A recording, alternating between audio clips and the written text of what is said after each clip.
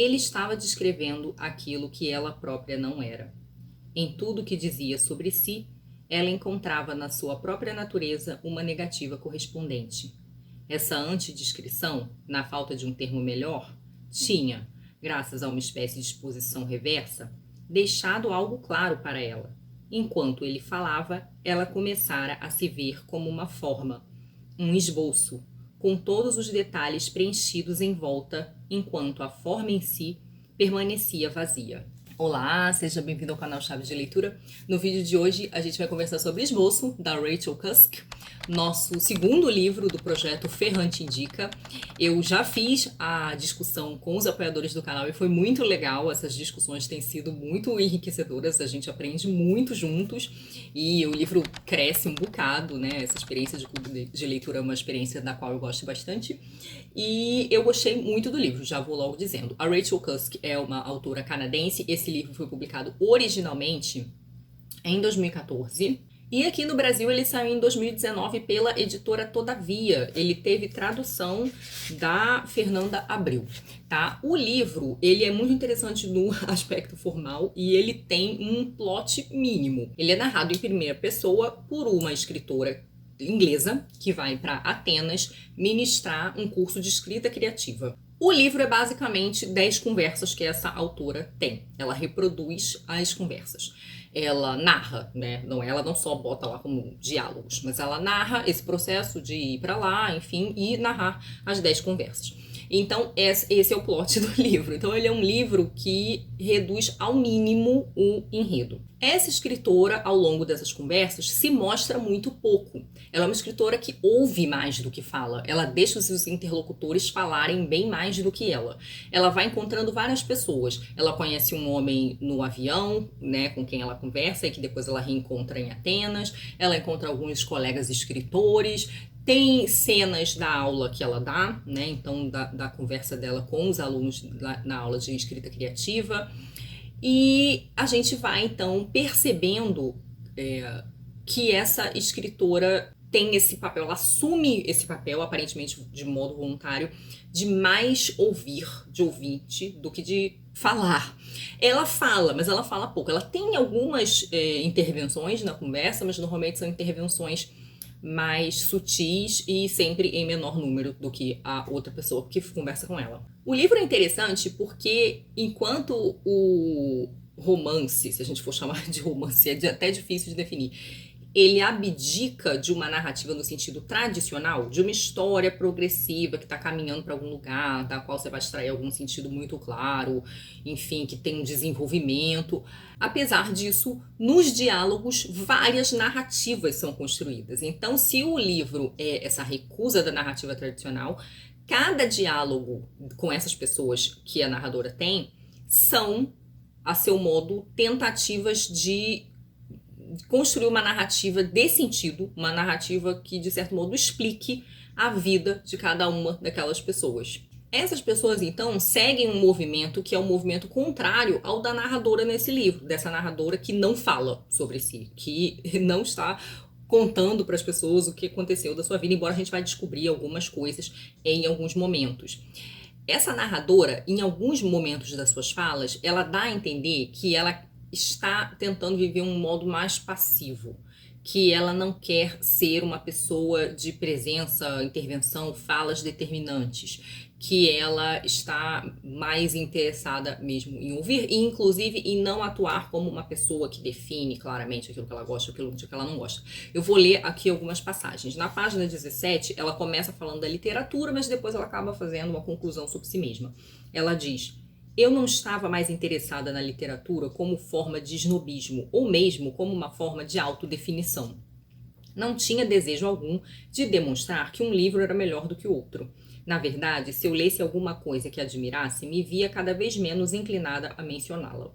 O que eu sabia pessoalmente ser verdade passara a aparecer em tudo distinto do processo de convencer os outros. Eu não queria convencer ninguém de nada, não mais. Na página 140, numa das conversas que ela está tendo com algumas amigas com quem ela foi almoçar, Ela tá contando desse vizinho de avião que ela conheceu. E esse vizinho convidou ela para fazer vários passeios de barco, e ela foi, e ela acaba contando como esse vizinho deu em cima dela. Ela não queria nada com ele, mas ele acaba, depois de ir cercando, tentando, né, dar uma investida ali amorosa. E a amiga dela pergunta assim: ah, mas você gostou dele? E aí ela vai falar algo que tem um pouco a ver com essa coisa de uma postura talvez um pouco mais passiva e um pouco menos incisiva em relação às outras pessoas. Fechei os olhos e tentei invocar meus sentimentos pelo meu vizinho de poltrona. Quando tornei a abri-los, Helena ainda estava olhando para mim à espera. Eu disse que tinha ficado tão desacostumada a pensar nas coisas em termos de se gostava delas ou não, que não conseguia responder aquela pergunta. E aí a gente começa a se perguntar por que que a narradora está assim, por que que a narradora está nesse processo meio de não definição, de tentar não se impor as coisas, de tentar ir vivendo conforme as coisas aparecem, enfim. Ao longo das conversas, acontecem algumas coisas que fazem a gente perceber algumas coisas sobre essa escritora. Ela, através da maioria das vezes, de ligações, ou seja, de um tipo de comunicação diferente das conversas, mas ainda assim um tipo de comunicação, a gente descobre que ela tem filhos, porque esses filhos mandam mensagens para ela quando ela está ocupada fazendo outra coisa, para perguntar onde está minha raquete, tô indo para a escola, me perdi, enfim, pedir ajuda dela para alguma coisa. Ela também recebe ligações de uma mulher com quem ela está tentando negociar um empréstimo. Então a gente sabe que ela está com algum problema de dívida, de hipoteca, ela cita algo assim. E a outra coisa é que num dos passeios que ela faz com esse vizinho de poltrona que ela conhece no avião, ela vê uma família num barco que para próximos a ele, uma família com pai, mãe, um monte de filho, e ela faz comentários sobre ter pensado na sua família que estava se desfazendo. Então ela revela ali pelas suas reflexões, ela não lembra se ela chega a falar isso em voz alta para o interlocutor dela, que ela está se divorciando, né? Então a gente descobre essas coisas sobre ela. Além do mais, a gente sabe que ela é uma escritora e que ela é professora inglesa. Lá pro fim do livro, só no fim do livro, a gente descobre, por acaso, o nome dela, porque alguém vai falar com ela e pergunta: Faye? Então a gente descobre como ela se chama. A gente percebe que essa é uma escritora em deslocamento, né? Ela é uma inglesa que está fora do seu país, ela é uma mãe que está longe de seus filhos, ela é uma mulher que está tendo a sua família na configuração anterior desfeita, porque ela está se divorciando, e num determinado momento ela até fala sobre isso, ela tem uma conversa sobre como ela acha que as pessoas se definem pelas relações que elas têm, ou seja, como as pessoas com quem elas se relacionam ajudam a defini-la. Então, esse livro, ele faz muitas reflexões sobre a narrativa sobre nós. O que as pessoas dizem sobre nós, os nossos relacionamentos dizem sobre nós, as nossas coisas, nossos objetos dizem sobre nós. E o que a gente tem da autora nesse livro é um esboço na medida em que ela entrega muito pouco. A gente tem esses elementos identificadores externos, ela é inglesa, ela é professora, ela é mãe, e a gente tem poucas coisas a partir das conversas que ela tem com as pessoas e das coisas que ela presta atenção nas pessoas. A gente vai compondo, né, esse esboço mesmo, né? Em inglês é outline, é quase como se fosse um contorno dela, mas que essa ideia de esboço representa muito bem. Porque a gente não sabe direito quem ela é, e na verdade eu acho que ela também está num processo também de não saber direito se ela é alguém específico, ou se ela é alguém que em trânsito, ou alguém em transformação, alguém fluido. Essa eu acho que é uma das discussões do livro. Num determinado momento, a autora vai descrever a casa onde ela está hospedada. E ela vai falar exatamente sobre essa nossa tentação de narrativizar as coisas, ou seja, de encontrar uma narrativa sobre nós mesmos, nas coisas que nós temos, nas pessoas, enfim, com quem nós nos relacionamos. Aqui, no caso, ela vai falar sobre a tentativa de descobrir quem é a dona do apartamento que ela está alugando em Atenas através dos objetos da casa. E aí ela diz assim, na página 46. Continuei procurando mais alguma coisa, uma pista, algo apodrecendo ou fermentando, uma camada de mistério, caos ou vergonha, mas não encontrei. Então ela estava procurando, né, vestígios de quem poderia ser aquela mulher nos objetos da sua casa. Se tudo o que a gente tem da narradora é um esboço, porque ela fala um pouco de si, e porque tudo que a gente tem dela são esses elementos identificadores que estão em deslocamento nesse momento da narrativa, A gente também tem outras definições de esboço. As conversas que ela tem com as pessoas são muito interessantes aqui. As pessoas vão falar de vida, vão falar de casamento, vão falar de carreira, e as pessoas têm conclusões muito interessantes. As conversas, de certo modo, são esboços sobre o tema. As pessoas estão ali dissertando, são pequenos ensaios quase. Mas numa conversa onde você está ali tomando um café, um almoço, você nunca faz uma dissertação conclusiva ou muito abrangente sobre nada. As conversas também têm um pouco esse caráter de esboço. Um outro significado para esboço que eu encontro é o do próprio relacionamento com essas pessoas, ou da troca com essas pessoas. Porque várias dessas conversas, e isso é algo bastante incômodo enquanto a gente está lendo, as pessoas não ouvem, as pessoas não têm interesse no que ela tem para dizer, na opinião dela. As pessoas monologam. Então, isso fica muito claro quando ela tem uma conversa tete a tete, é só ela e mais uma pessoa. As pessoas falam e quase não perguntam nada para ela, praticamente nunca, né, do que ela acha, do que ela pensa. Quando ela tem conversas com grupos maiores, a gente percebe que as pessoas falam coisas desconectadas entre si. Quando a fala passa de um para o outro, aquilo não é uma continuidade, não é um diálogo.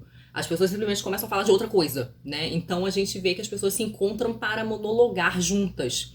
E isso ficou marcado para mim como esse esboço de relacionamento, esboço de troca. Porque, na verdade, as pessoas querem ser ouvidas. Mas será que elas estão preparadas para ouvir? Será que elas estão dispostas a ouvir? Será que elas têm essa abertura? E eu fiquei me perguntando se a Rachel estava querendo alfinetar o mundo dos escritores, porque boa parte das pessoas, nem todo mundo, tá? Mas boa parte das pessoas que ela encontra aqui são escritores e professores de escrita. E como eles têm pouca disposição para ouvir, eu fiquei me perguntando se ela queria mostrar, né, esse grupo de pessoas como um grupo de pessoas um tanto quanto egocêntrico. Talvez eu esteja hiperinterpretando, porque alguns dos personagens aqui ou são os seus alunos de escrita, eles não são ainda escritores, né, são aspirantes, vamos dizer assim, ou algumas pessoas que vão para oficinas de escrita não necessariamente para se tornar escritores, mas para melhorar uma competência ou a desenvolver uma competência, só pelo interesse mesmo. E outras pessoas, como esse vizinho de poltrona do avião, ele não é escritor, mas assim, então talvez eu esteja vendo coisa demais, mas eu achei interessante, talvez ela esteja assinando para que essa questão de um certo egocentrismo como algo generalizado na nossa cultura. Eu fiquei me perguntando, enquanto eu estava lendo o livro, se ela tinha pensado nos diálogos de Platão, até pela história se passar em Atenas, se ela tinha em mente um diálogo como o Banquete, por exemplo, que trata da natureza do amor, que é um dos temas mais falados aqui pelas pessoas nessas conversas que ela tem. Mas eu vi uma entrevista dela onde ela diz que o que ela tinha mais em mente não era os diálogos de Platão, mas era a Odisseia de Homero, o que me surpreendeu. Porque ela diz que a Odisseia é uma narrativa pós-traumática. É uma narrativa sobre a experiência da guerra, do Ulisses ter ficado preso, do Ulisses ter tido que usar suas artimanhas para se livrar de perigos, enfim. E que a narrativa funciona como um mecanismo de alívio, porque ela é uma tentativa de falar sobre essas experiências de crise, enfim.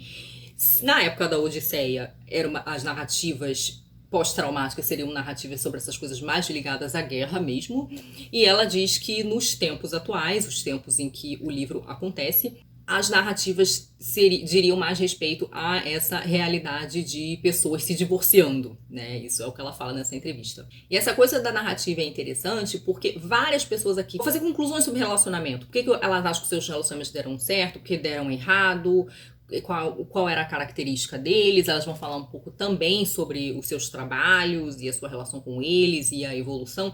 E um dos personagens, um dos escritores, se eu não me engano, chamado Ryan, ele vai falar uma coisa interessante sobre essa questão da narrativa que está sendo aqui trabalhada ao longo de todo o livro com nuances muito variadas. Que é, quando a gente está no início da vida, a gente pensa na nossa vida como uma narrativa progressiva, né? A gente vai estudar, fazer faculdade, arrumar um emprego, casar, construir família, sei lá, ficar bem sucedido no trabalho. Mas que chega um momento da vida em que ou a narrativa parece não progredir para lugar nenhum, ou ela parece estar em decadência, porque você já começam a ver os divórcios, os filhos saem de casa, você fica mais velho, fica menos vigoroso, menos criativo, enfim. Então, ou você aceita que a narrativa não está indo para lugar nenhum, ou você aceita que num determinado determinada fase da sua vida, essa narrativa é descendente. O livro também trabalha com vários duplos. Várias das pessoas com quem a Faye conversa ou são divorciados, como ela, ou são escritores, como ela. E eles estão ali, então, tratando das mesmas questões. Mas a pessoa, o personagem que vai ser o seu duplo mais evidente é a pessoa da última conversa. É também uma escritora que aparece na última conversa. Essa escritora está também vindo de Londres, ela também vai ministrar uma oficina de escrita criativa e ela vai se hospedar na casa em que a Faye está. A Faye está se preparando para voltar para a Inglaterra e essa escritora está chegando meio que para ocupar o seu lugar. Essa escritora passou por uma experiência traumática e essa experiência traumática abalou a sua capacidade de narrar. Ela fala sobre os efeitos desse trauma. Essa escritora é uma dramaturga e ela fala que ela perde a capacidade de narrar, que toda vez que ela vai tentar falar de alguma experiência, ela acaba resumindo tudo numa única palavra.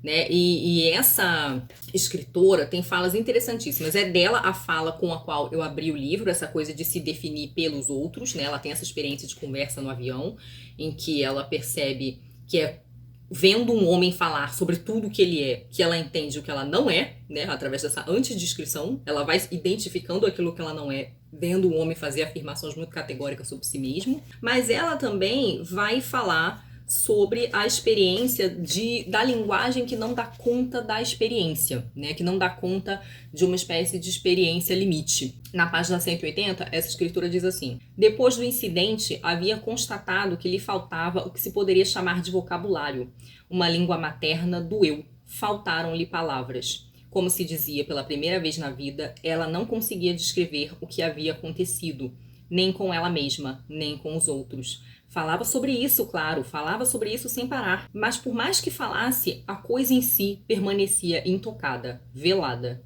e misteriosa, inacessível. Então ela fala sobre, mesmo depois de reiteradas tentativas de falar sobre uma experiência, a linguagem não dá conta. Então é muito interessante porque esse livro, ele contrapõe pessoas que têm grande fé no poder da narrativa, no poder dos livros que elas escreveram e na capacidade de falar sobre si mesmo, e outras pessoas que não, para quem a narrativa ou não se aproxima do real, ou ela tem algo de limitante, né? Ela tem algo de restritivo. E essa coisa dos duplos da Faye, narradora, com essa última escritora é interessante, porque essa última escritora está falando abertamente sobre a sua dificuldade de narrar, sobre a sua dificuldade com a linguagem depois de uma experiência traumática.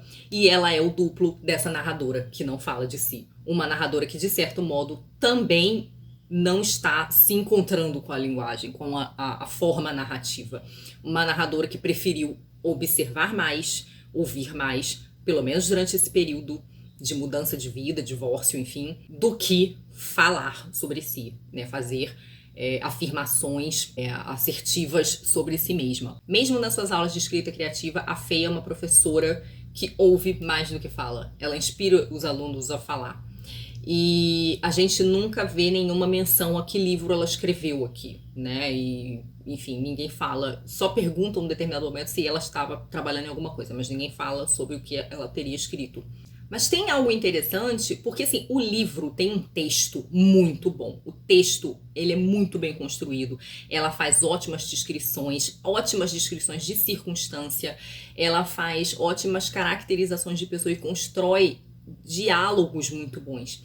Então a gente está vendo aqui que a Rachel, através dessa narradora, Faye, ela tá construindo um livro sobre o, entre aspas, nada, porque é esse micro enredo que não caminha para um lugar só, ou ele não caminha para uma conclusão única. Ele é um livro mais aberto, também mais fluido, o seu interior.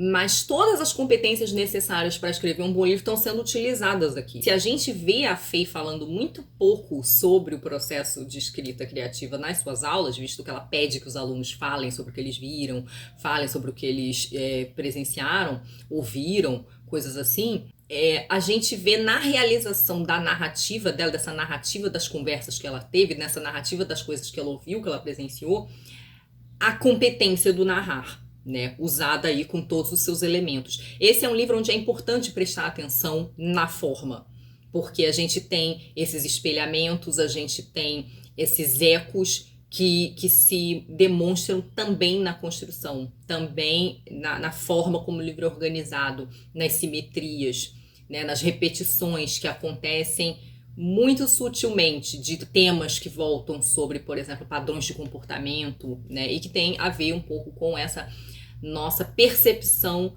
do uso narrativo, da nossa tentativa de se definir através da narrativa e do nosso uso da linguagem. No mais, apesar de vários dos interlocutores da narradora serem um pouco egocêntricos e às vezes até um pouco irritantes, eu gostei de várias conversas me fizeram pensar na minha própria vida e nas minhas próprias percepções e opiniões. Então, assim, essas conversas me convidaram a um exercício de reflexão, e em alguns momentos me causaram empatia, e em alguns momentos me causaram emoções até mais fortes. Tem cenas aqui que me causaram repulsa e tem cenas que me causaram tristeza e revolta. Então, apesar de ser muito um livro descrito como é um livro sobre nada, pessoas conversando, eu senti emoções típicas que você sente lendo um livro aqui. E eu acho que isso foi muito bem sucedido, embora sim, de fato, o livro é muito fluido, e ele tem essa fluidez não só de uma leitura que é agradável e fácil de fazer, ele tem essa fluidez no sentido de que ele não está indo